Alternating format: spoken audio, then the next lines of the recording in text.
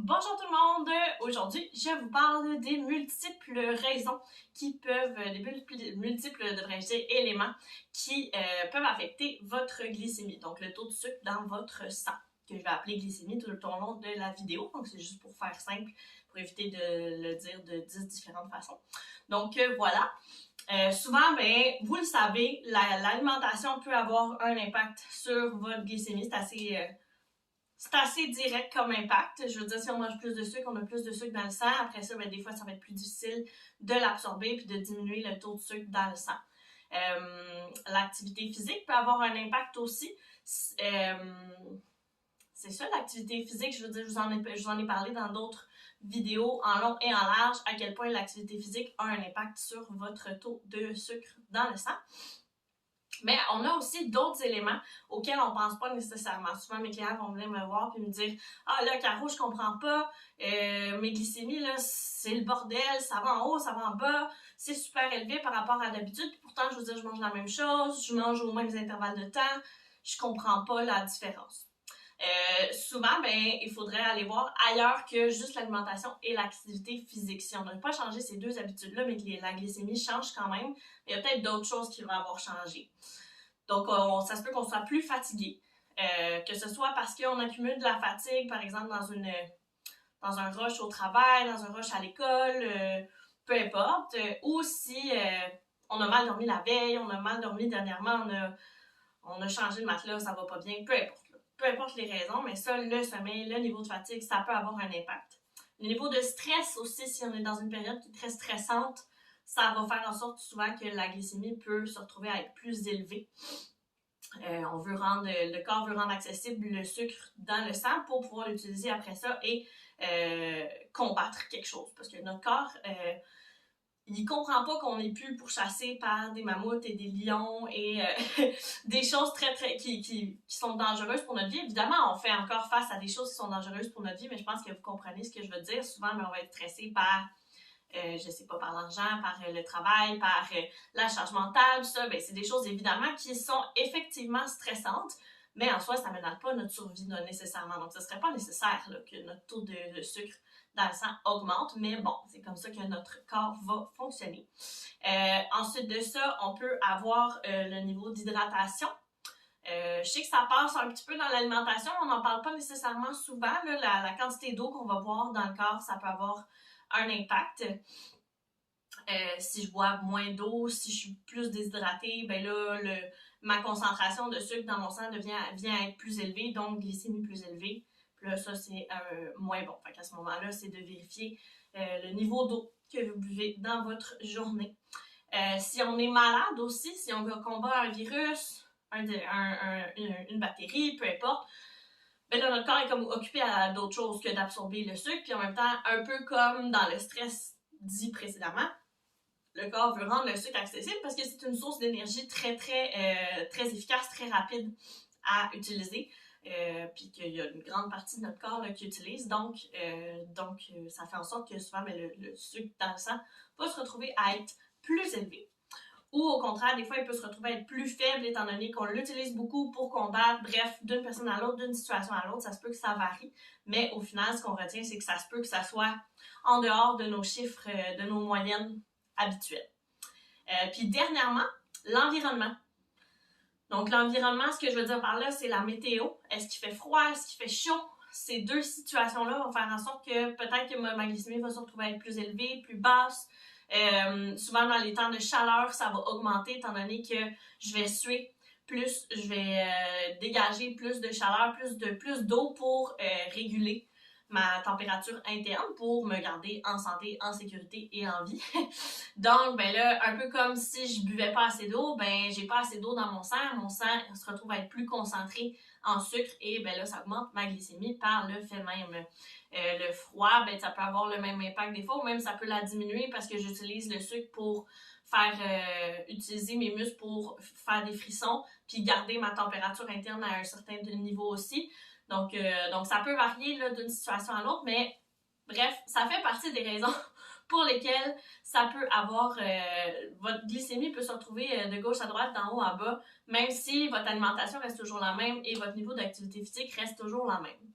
Maintenant, c'est beau tout ça, mais qu'est-ce que je fais avec ça, là? Maintenant que je sais que, bon, des fois, il y a d'autres raisons, bien évidemment, on veut faire attention à notre sommeil.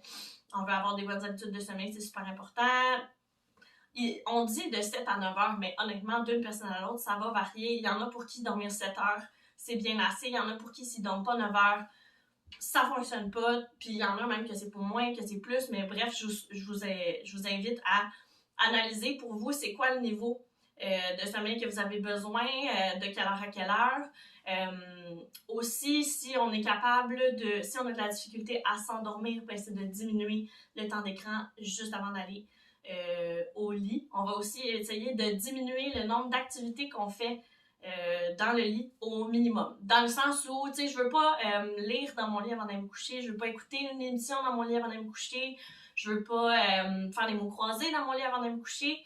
Évidemment, là, bon, on peut avoir des relations sexuelles dans le lit, il n'y a vraiment pas de problème à ce niveau-là, mais c'est plus que si je fais toutes sortes d'activités dans mon lit avant d'aller me coucher, mon cerveau enregistre que si je reviens, si je fais seulement de dormir dans mon lit, ou presque, ben mon cerveau va enregistrer que mon lit c'est associé au sommeil. Donc, si vous avez de la difficulté à vous endormir, d'intégrer des petits changements comme ça pourrait vous aider. Puis également, contrairement à ce qu'on pourrait croire, on n'a pas besoin nécessairement de toujours se coucher à la même heure. Par contre, l'idéal, ce serait vraiment de se lever toujours environ aux mêmes heures. Donc, on n'est pas obligé là, de se lever à tous les jours à 6h30 du matin si c'est pas ce qu'on veut. Tu sais, la fin de semaine, on peut peut-être se lever un peu plus tard, mais idéalement, pas nécessairement plus tard que 7h, 7h30. Comme ça, après ça, quand on arrive le lundi, c'est moins difficile de se lever. On garde toujours le même beat, puis notre rythme circadien, donc le système de notre cerveau qui nous permet d'enregistrer est-ce que c'est le temps de se lever, est-ce que c'est le temps d'aller se coucher, tout ça pour que nos différents systèmes puissent fonctionner en fonction de tout ça. Ben là, ça va le stabiliser en fait. Là. Donc, ça va être plus facile de se lever, ça va être plus facile d'aller se coucher. Si jamais, mettons, je sais pas, je me lève à 6h30, à tous les jours. Puis il y a une journée où vraiment, là, je me lève à 6h30, c'est un peu dur, ben peut-être que je peux aller faire une sieste un peu plus tard, ou peut-être que je peux me rajouter une petite demi-heure de sommeil. Vous allez voir, souvent, je me rajoute une petite demi-heure, puis finalement, je me suis pas tant que ça endormie, là, parce que mon cerveau, il est habitué. Ou même, on va se réveiller un peu avant notre réveil matin, puis ben, ça fait moins raide quand on se lève le matin. Ensuite de ça, ben c'est ça. On essaie, tu sais, si mettons je me lève toujours à 6h30, on essaie de se lever entre 6 et 7 environ à tous les jours. C'est pas grave là, s'il y a des exceptions, évidemment, mais bref, c'est d'essayer d'intégrer ça.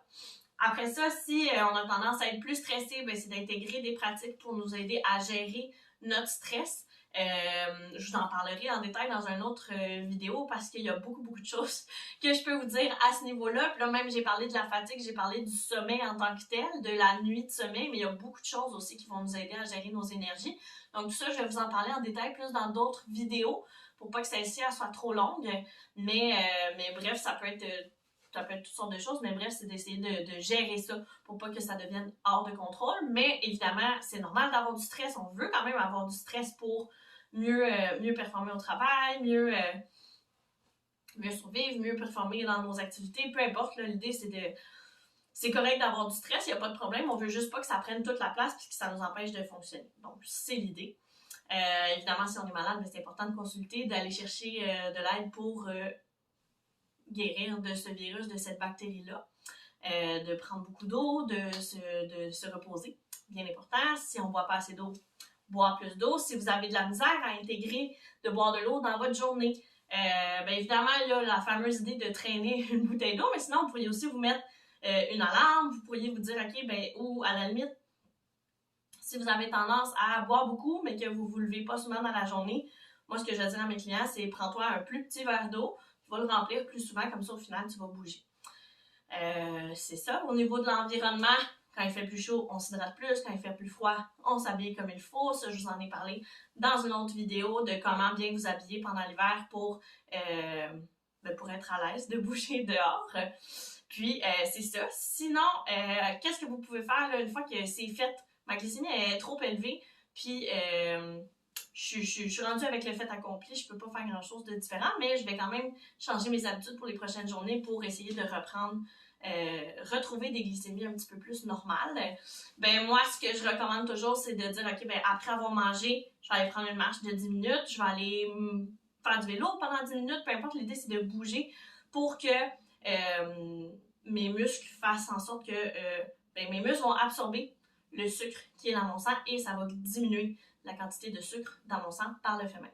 J'en ai parlé de long en large de comment l'activité physique va faire utiliser le glucose, comment faire de la musculation, va faire en sorte qu'on en absorbe encore plus. Bref, c'est ça l'idée, mais bref, de bouger plus régulièrement dans les journées où on en a un peu plus, puis dans les journées où on en a un peu moins, prendre du glucose un peu plus régulièrement. Puis je dis du glucose, là, en fait, c'est juste de manger plus régulièrement avec différentes sources que vous connaissez bien. Donc voilà, j'espère que ça vous a aidé, que ça vous a éclairé un peu, puis que ça vous a rassuré aussi là, de vous enlever un peu cette culpabilité-là, que votre glycémie est trop élevée puis c'est de votre faute inévitablement. La réponse, c'est non. Souvent, on n'a pas vraiment de contrôle dessus. On fait ce qu'on peut. Il y a beaucoup de choses qui peuvent aider, mais des fois, la vie, c'est la vie, puis ça donne que ce temps-ci, je suis vraiment fatiguée, je suis bien stressée pour des raisons qui sont hors de mon contrôle. Fait qu'à ce moment-là, ben, on essaie de faire avec ce qu'on peut, puis on trouve des solutions pour aller mieux au travers de tout ça jusqu'à ce que cette période-là passe. Donc, sur ce, moi, je vous laisse. J'espère que vous avez apprécié la vidéo. N'hésitez pas si vous avez des questions, des commentaires, des demandes spéciales. Ça va me faire plaisir de vous répondre. Puis, sur ce, je vous souhaite de passer une belle journée. On se revoit dans une prochaine vidéo.